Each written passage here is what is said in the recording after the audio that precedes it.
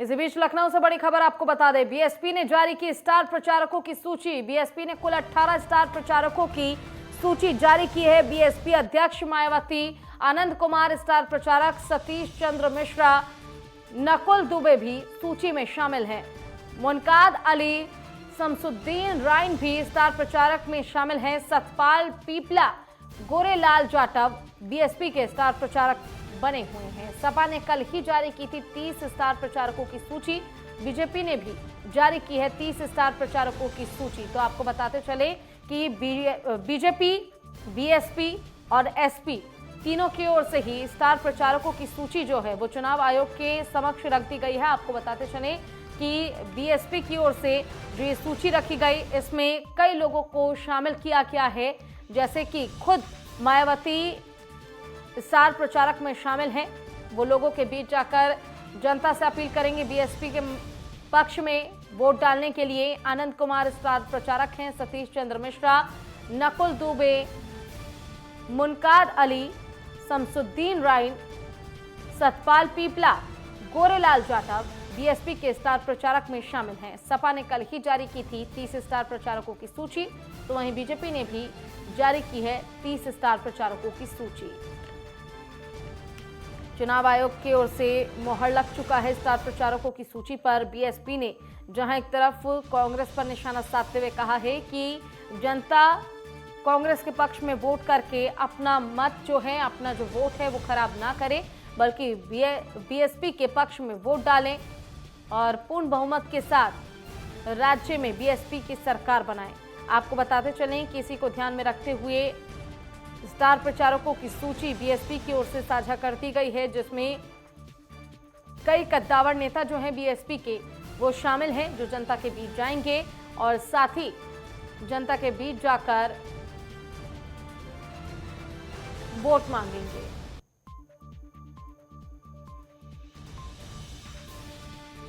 BSP के star प्रचारकों की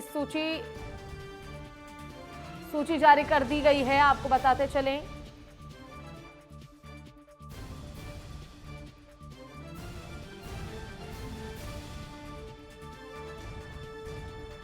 चंद्र मिश्र भी इस सूची में जारी हैं। मुनकाद अली, शमसुद्दीन राइन, सतपाल पीपला, गोरेलाल जाटव बीएसपी के स्टार प्रचारक हैं। खुद बीएसपी अध्यक्ष मायावती जनता के बीच पहुंचेंगी और जनता से वोटों की अपील की जाएगी।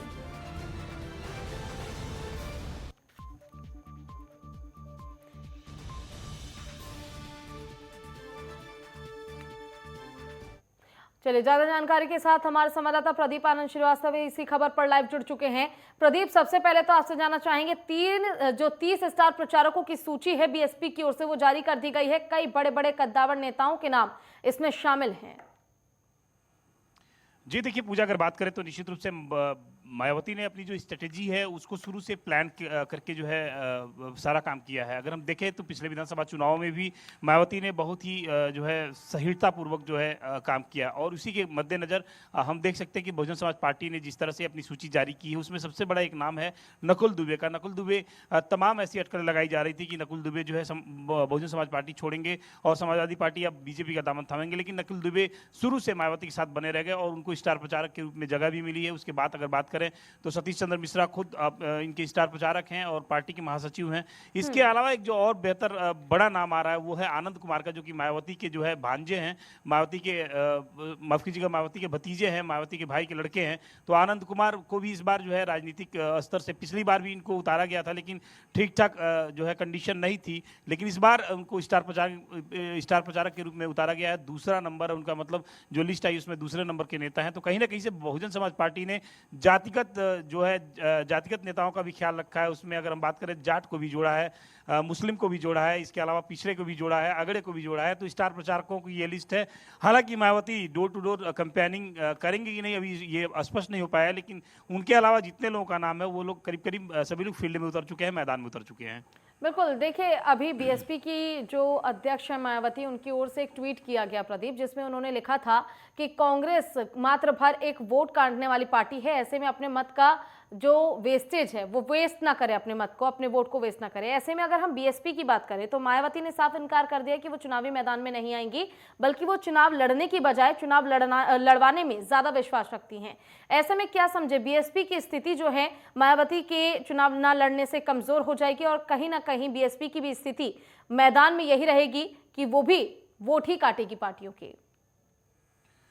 देखिए, हम इसको ठीक ठीक नहीं कह सकते हैं पूजा, क्योंकि देखिए बहुजन समाज पार्टी का जो वोटर है, जो उसका कैडर वोटर है, वो कभी भी इधर उधर नहीं जा सकता है। उत्तर प्रदेश में इतिहास गवा रहा है कि बहुजन समाज पार्टी ने हमेशा किंग मेकर की भूमिका निभाई है। हाँ, ये है कि बहुजन समाज पार्टी के मुखर होने के बाद, अग्रेसिव होने के बाद जो अन्य विपक्षी पार्टियां हैं उनको नुकसान होगा। अगर हम बात करें, समाजवादी पार्टी को नुकसान होगा, कांग्रेस पार्टी को नुकसान होगा, लेकिन वही भारतीय जनता पार्टी को इससे फायदा होगा और इसका भरपूर फायदा भारतीय जनता पार्टी उठाएगी भी।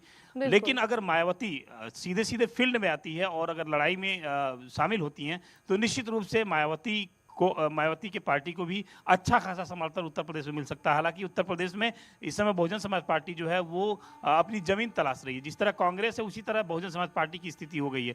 लेकिन अगर मायावती निश्चित रूप से उतरती हैं, मैदान में आती हैं, डोर टू डोर अगर जाती है, तो निश्चित रूप से जो उनका खोया हुआ जनाधार है वो वापस आएगा। जी, ऐसे में बड़ा सवाल यही उठता है प्रदीप कि साफ तौर पर उनकी ओर से चुनाव लड़ने के लिए मना करा गया है, लेकिन बावजूद इसके स्टार प्रचारक के तौर पर वो जनता के बीच जाएंगी और साथ ही कहीं ना कहीं उनका व्यक्तित्व जो है जनता के बीच वो काफी ज्यादा महत्वपूर्ण है और काफी ज्यादा लोकप्रिय है। तो ऐसे में आपसे ये जानना चाहेंगे कि पहले की अगर हम बात करें तो समाजवादी पार्टी की, बहुजन समाजवादी पार्टी से गठबंधन भी रहा, हमने वो दौर भी देखा, लेकिन उसके बाद जब गठबंधन टूटा वो भी दौर हमने देखा। ऐसे में क्या लगता है, समाजवादी पार्टी पर इसका खासा असर पड़ सकता है? देखिए, अगर बात करें तो पिछले विधानसभा चुनाव में बहुजन समाज पार्टी, कांग्रेस पार्टी दोनों मिलकर समाजवादी पार्टी के साथ लड़ी थी चुनाव और इन लोगों का हश्र जो है बहुत बुरा हुआ था। उत्तर प्रदेश की जनता ने इनको सिरे से नकार दिया था, वो इनका प्रयोग फेल हो गया था। अगर हम बात करें वर्तमान में मायावती की और उनके जनाधार की, तो अगर मायावती का जो जनाधार है, अगर वो निश्चित रूप से फील्ड में उतरती हैं।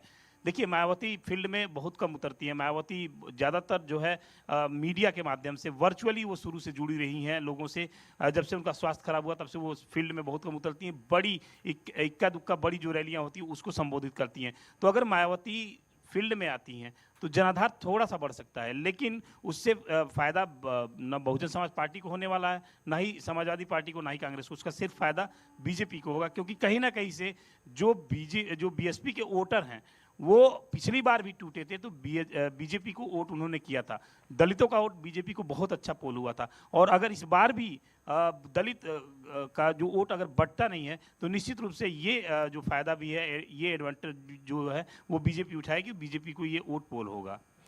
आनंद, अगर बात की जाए 2017 के चुनाव की तो मात्र 19 सीटें जीत पाई थी बीएसपी, और ऐसे में इस बार हर पार्टी दावा कर रही है कि इस बार के चुनाव में चाहे कांग्रेस हो, समाजवादी पार्टी हो, चाहे बीजेपी हो, सभी कह रहे हैं कि 300 के पार हम पहुंचेंगे। क्या 19 से ज्यादा का आंकड़ा बीएसपी इस बार हासिल कर पाएगी? सबसे बड़ा और महत्वपूर्ण सवाल। बिल्कुल पूजा, जिस तरह से बहुजन समाज पार्टी चुनाव लड़ रही है, जो राजनीतिक एक्सपर्ट हैं, जो राजनीति के गणितज्ञ हैं, उनका ये मानना है कि इस बार दहाई के ऊपर भी जो है बीएसपी का जाना संभव नहीं है। 10 सीट के नीचे ही उसको जो है लोग बता रहे हैं, जो राजनीतिक एक्सपर्ट हैं, जो राजनीति को समझते हैं उत्तर प्रदेश की राजधानी में, उनका ये कहना है कि 10 दहाई नहीं पार कर।